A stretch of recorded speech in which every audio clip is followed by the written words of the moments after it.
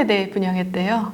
서울에서 9,000세대. 저도 숫자는 세지 않았는데 그 9,000세대도 사실 우리가 원하는 곳 그리고 원하는 평형은 사실 엄청 적죠.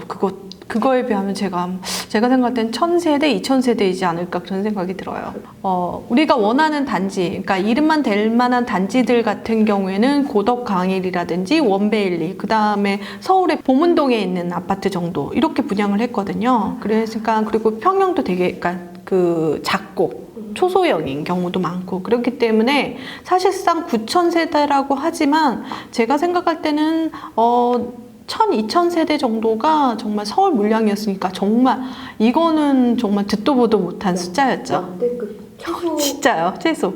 그런데 그게 계획은 있었습니다. 그러니까 아예 없지는 않았죠. 계획은 있었는데 근데 그건 예견되어 있었어요. 왜 예견되어 있었냐면 분양가 상한제를 2월 달부터 실행하고 나서 사실 분양가 상한제가 시행하고 나서 여러 조합들이 이제 분양을 미루게 된 거죠. 그 중에 대표적인 게 둔촌주공 이렇게 미루어지다 보니까 계획상으로는 조금 많았어요. 그렇지만 실제적으로 분양을 안 한 거죠. 네, 올해 같은 경우에는 그 밀린 게 나오니까 사실 집계로서는 이제 5만 가구 이상 분양을 한다고 해요. 근데 그게 새로 나온 거는 아닙니다. 그러니까 밀린 거죠. 그렇기 때문에 밀려도 사실 재건축 재개발에서 나오는 일반 분양분이잖아요. 밀려도 해야 되는 시기가 있는 거예요. 입주하는데 안 할 수가 없잖아요. 거의 후분양격으로도 분양을 하는데 진짜 내후년에는 진짜 입주예요. 둔촌주공이 5개 정도 된대요. 근데 이것도 늦어질 수도 있어요. 그렇지만 그래도 기억해야 되는 거는 지금 밀린 분양 중에서 지금 이문 1구역과 이문 3구역 그러니까 위문 희경 뉴타운입니다. 우리가 재작년에 아마 청량리 분양 엄청나게 얘기를 했잖아요. 이제 입주를 앞두고 있습니다. 거기가 지나다닐 때마다 이렇게 높은 건물이 보이면서 저게 뭐지라고 했을 때 다 청량리더라고요. 그런데 이제 청량리하고 아주 가까운 이문 희경 뉴타운이 있으니까 그때 청량리 분양을 놓치신 분 지금 2배, 3배가 올랐는데요.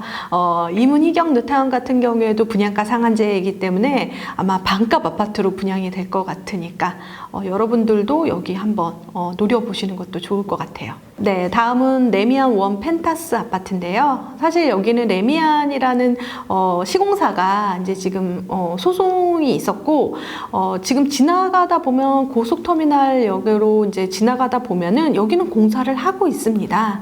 그래서 여기는 지금 중소형이랑 대형도 또 분양을 하기로 되어 있기 때문에 사실 레미안 원베일리 아파트가 분양을 했었잖아요. 그 바로 옆에 있기 때문에 여기도 분양을 하게 되면 그 레미안 원베일리만큼 그 가격이라면 주변 시세의 반값 아파트가 되겠죠. 그리고 송파권의 이제 잠실 진주 아파트인데요. 후분양으로 한다고 했기 때문에 지금 공사를 계속 하고 있습니다.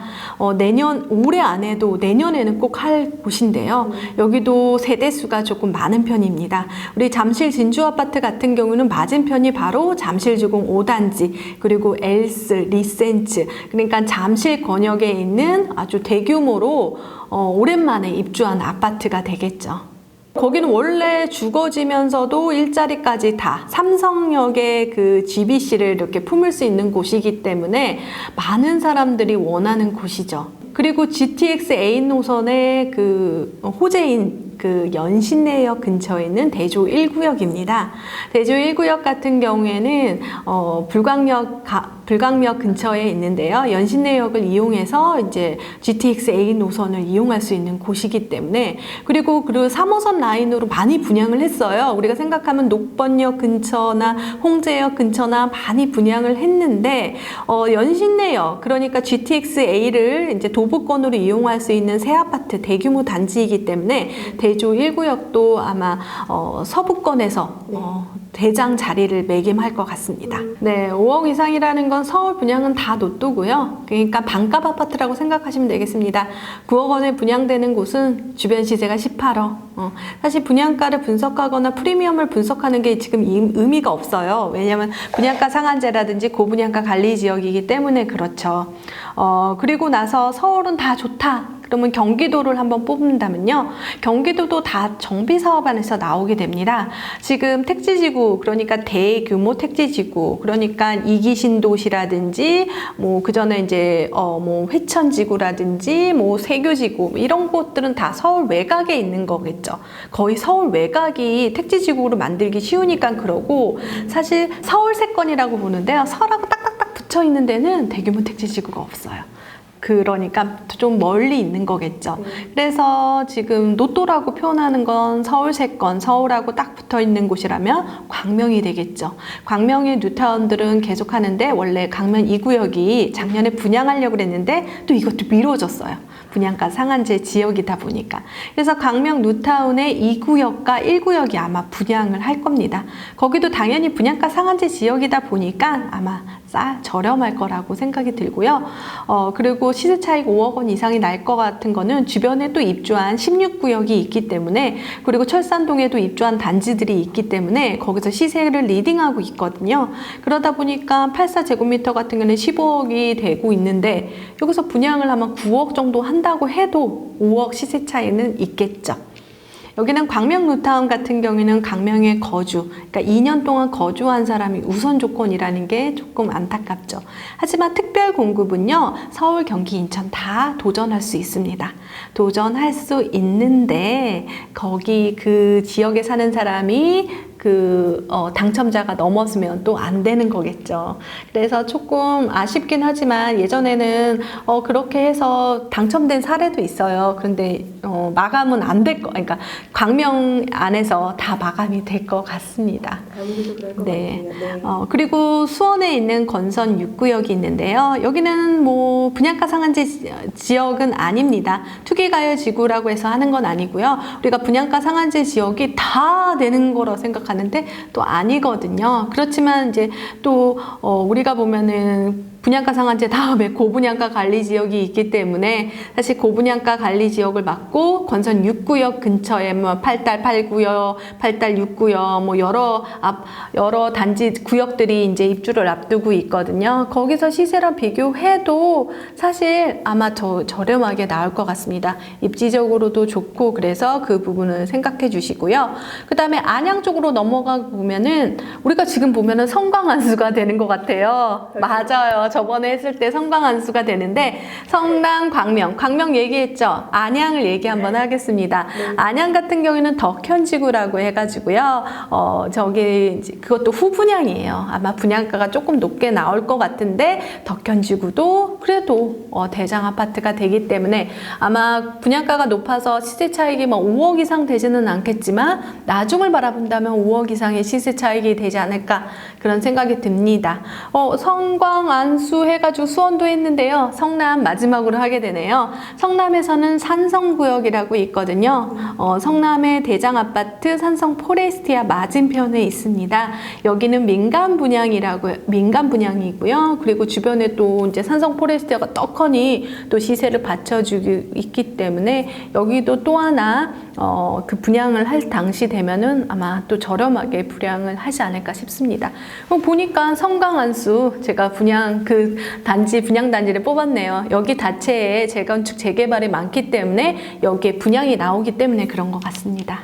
그런 곳은 사실 아까 말했던 대규모 택지지구, 가점이 낮으면서도 할 수 있고 추첨제도 있는 지역들 작년부터 얘기를 했는데요. 파주 운정이라든지 평택 고덕이라든지 오산 세교, 그 다음에 양주 옥정, 양주 회천지구가 이렇게 됩니다. 거기서 지금 분양을 하게 되면 여러분들이 조정 대상 지역이기 때문에 추첨제도 있거든요. 실질적으로 20점대가 파주 운정 신도시에 당첨된 사례도 있습니다. 서울에 살고 있어서 좀 멀다라고 생각하지만 사실 당첨을 생각한다면 또 당첨이 되고 나서 시세 차익을 누릴 수가 있겠죠.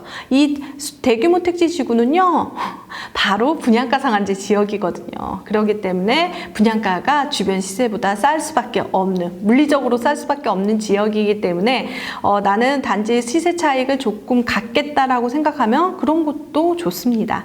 청약에서는 제가 얘기하는 게 조건을 많이 다르면 조건을 달고 요건 돼, 요건 안 돼 이렇게 되면은 당첨되기가 되게 힘들어져요. 그래서 조건을 조금 나는 할 수 있는 방향으로 생각하는 거죠. 나는 서울에서만 사니까 서울 것만 할 거야. 그런데 100번을 해도 서울에 당첨이 되기 힘든 상황이잖아요. 그렇다면 그래도 이제 추첨제가 조금 있다라고 하지만 진짜 바늘구멍 같은 그런 건데, 그러면 빨리 청약으로 시세 차익을 조금 노리고자 또 외곽으로 조금 돌려야 되는데, 한 번 파주 운전 가보신 적 있으세요? 없죠? 동탄도 안 가보실 것 같아요. 아마 저는 수도권에 살고 부동산을 잘 아니까 많은 곳을 돌아다녀 보면은 한 번도 안 가본 곳에 대한 두려움도 있겠죠. 그렇기 때문에 미리 한번 좀 가봐라, 이렇게 해도 설득 그게 잘 안 되는 거죠. 좁은 시야로 보면은 안 되고, 청약이라는 제도가 되게 폭넓게 되어 있어요. 뭐 결혼을 한 사람, 아이를 많이 가진 사람, 이렇게 폭넓게 가지고 있지만 또 그 지역 사람에게 또 우선 조건이 있어요. 그렇기 때문에 또 그러면은 그 지역 사람들이 우선 조건이 있어서, 만약에 인구가 많다라고 하면, 예를 들어서 제가 수원, 용인, 그 다음에 일산, 고양시 같은 경우에는 1순위 조건이 엄청 많아요. 1순위 통장이 엄청 많아요. 왜? 인구가 100만인데 특례시잖아요. 그렇기 때문에 거기 분양을 하게 되면 되게 가점이 조금 높을 경향이 많아요. 하지만 과천 같은 경우에 최근에 주엄지구 같은 경우는 미달이 났잖아요. 그래서 오늘도 신혼부부가 자기 과천 가서 사면 안 되겠냐고 그렇게 얘기하더라고요. 그것도 또 전략이겠죠. 어디에 사는가도 전략이고, 그렇지만 거기서 만약에 안 된다면 좀 넓게 보는 게 제일 중요하죠. 그 넓게 보는 게 인근 지역이라는 것을 해줬어요. 왜냐하면 분양을 하게 되면 그쪽 사람들이 다 해소하지 못하거나 많은 사람에게 도움이 되기 위해서 만약에 택지지구를 했다면 인근 지역인데, 서울, 경기, 인천이 인근 지역인 거예요. 서울에 살고 있는 사람이 천안에 당첨되기가 어려워요. 아예 불가능합니다.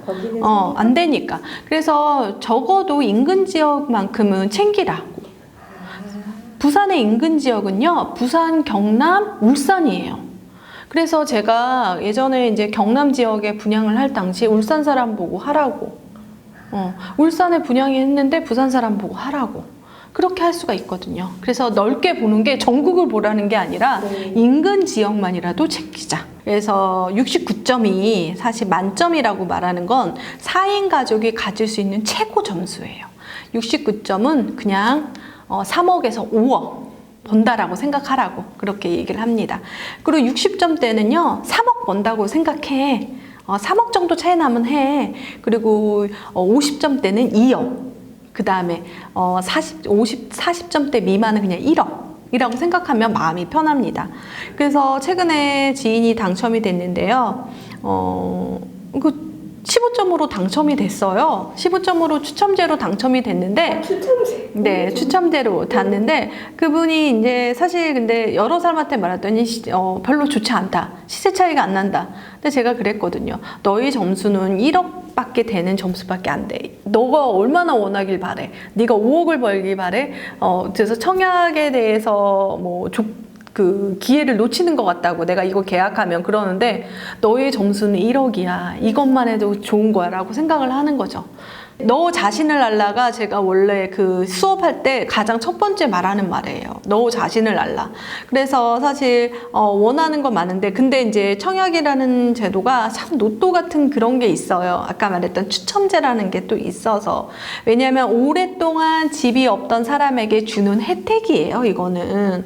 그래서 20대라든지 뭐 청약이 너무 문이 낮다, 문이 너무 좁다, 그런 말은 사실 대구 지금 미분양 나거든요. 그러면 대구에 20대들은 왜 안 넣어? 자기는 20대인데 돈을 되게 많이 시세 차익이 나는 분양이 나한테 조건이 안 온다고 한탄하는 거잖아요. 그런데 그런 조건을 가질 수 있는 아파트들을 사실 오랫동안 집이 없는 사람에게 혜택을 주는 게 맞지 않을까요? 제가 청약제도를 보면은 정말 고심했다라는 게 느껴져요. 사실 뭐 정부의 정책이라는 게 그게 다 무슨 다 비를 내린다고 해서 다 비라든지 빚을 받을 수 없는 듯이 누구는 조금 소외되는 경우도 있잖아요. 그런데 최대한 많은 기회를 주려고 노력은 합니다, 제도로는. 그런데 비가 내리기가 힘든 거예요. 왜냐면 공급이 없는 거예요. 사실은. 그렇죠. 그러니까 보슬비가 되는 거겠죠. 그렇기 때문에 그런 문제가 있지만 청약이라는 제도는 정말 오랫동안 고심해서 만든 제도이긴 합니다. 그렇기 때문에 그 제도 안에서 내가 할 수 있는 방법을 찾아야 되겠죠. 하지만 근데 그 제도는 계속해서 변해요. 그래서 누구에게 기회를 주고, 그러니까 생애 최초도 많이 늘어났죠. 그렇죠. 생애 최초 같은 경우는 옛날 공공 분양만 있는데 민간 분양으로 오게 되고, 민간 분양에서 1인 가구로 또 이렇게 내림으로 이렇게 된 거거든요. 근데 그렇게 되면 그 양은 어디서 왔냐? 사실 일반 공급에서 왔다라는 거죠. 그래서 일반 공급의 가점제라든지 납입 인정 금액이 높아질 수 없는 구조로 또 변하긴 했습니다. 그래서 제가 항상 기간을 정해두라고 그러거든요. 한 1년 동안 기간을 정해놓고 청약에 대해서 계속해서 도전해 보다가 어느 일정 기간, 그 일정 기간은요, 기준을 정해드리려면 분양가의 10% 정도 내가 종잣돈을 모을 때까지가 바로 청약을 기다리는 시간이에요. 그러니까 일명 지금 평균적으로 한 5억에서 9억 정도 이제 분양, 그러니까 서울은 9억 정도 내는 거 9천만 원 정도 모을 때까지 청약을 하는 거고, 근데 서울은 거의 안 되니까 다른 곳들로 하는데, 그러니까 대규모 택지지구에서 4억이나 5억 정도 해야 분양가가, 그러면 내가 4천이나 5천을 마련할 때까지 저는 이제 또 돈을 마련할 때까지 또 청약을 계속 하라고 얘기를 해요.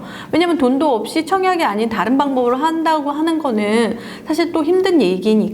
그래서 기간은 그렇게 정하고, 만약에 그 기간이 만약에 내가 1년 동안 한다는 그 기간이라면 하다가 하는데 또 그 나와 있던 분양단지에 대해서 관심을 갖고 부동산에 대해서 끊임없이 관심을 갖고 그다음에 나는 안 되겠다 싶으면 다른 방법을 생각해야 되는 거죠. 저는 거기 미아 3구역 때부터 가봐가지고 그쪽 지역을 잘 알고 있었죠. 그렇지만 이제 분양가 상한제라든지 고분양가 관리 지역 그런 시스템으로 봤을 때 그 가격이 나올 만도 해요. 주변이 12억이고 13억이고 그러다 보니까 아마도 그 가격대에 나와도 그렇게 돼서 이제 주변 시세라든지 그런 걸로 해서 이제 가격이 매겨지거든요. 그렇기 때문에 주변 시세가 너무 많이 올랐잖아요. 서울이. 그러다 보니까 그 가격이 나온 거죠. 작년에 분양했다면 아니었겠죠. 그렇다고 해서 그게 이제 선택하는 사람들이 없을까? 아니죠. 제가 12년 동안 부동산 시장을 보면서 이런 적이 한두 번이 아니었어요. 오르락 내리락 여러 가지 이유가 있었죠. 그리고 저도 맨 처음에는 이거 계속 이대로 가는 거 아니야? 라고 생각한 적도 많았었고요.